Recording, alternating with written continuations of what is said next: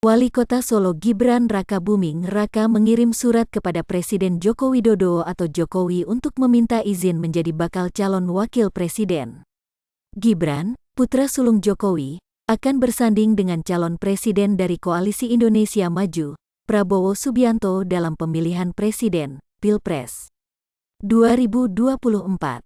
Koordinator Staf Khusus Presiden Ari Dwipayana melalui pesan singkat mengatakan Kementerian Sekretariat Negara telah menerima surat permohonan izin dari Gibran itu pada Selasa, tanggal 24 Oktober tahun 2023. Mas Gibran minta izin Presiden RI untuk dicalonkan oleh partai politik atau gabungan partai politik sebagai calon wakil presiden, kata Ari.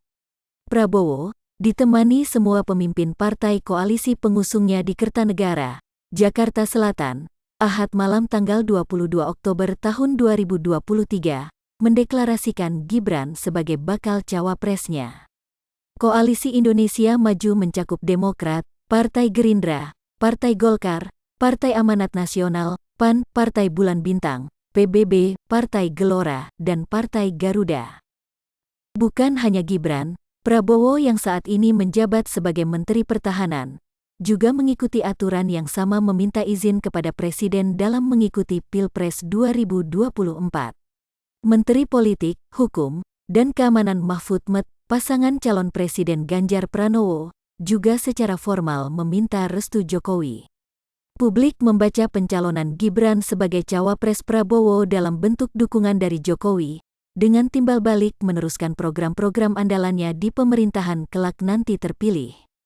Apalagi setelah putusan Mahkamah Konstitusi soal batas minimal pencalonan untuk Pilpres yang dinilai kontroversial karena memberi jalan bagi dinasti politik Presiden Joko Widodo. Ketua MK Anwar Usman, tak lain adalah adik ipar Jokowi sekaligus paman dari Gibran Rakabuming Raka. Aturan batas usia capres-cawapres sebelumnya mewajibkan minimal 40 tahun, namun sekarang diperbolehkan lebih muda asal punya pengalaman kepala daerah. Gibran, Wali Kota Solo berusia 36 tahun, kini bisa maju ke panggung Pilpres 2024. Presiden Joko Widodo mengatakan sebagai orang tua Gibran tugasnya mendoakan dan merestui. Meskipun demikian, dia menyatakan tak ikut campur dalam pemilihan capres dan cawapres.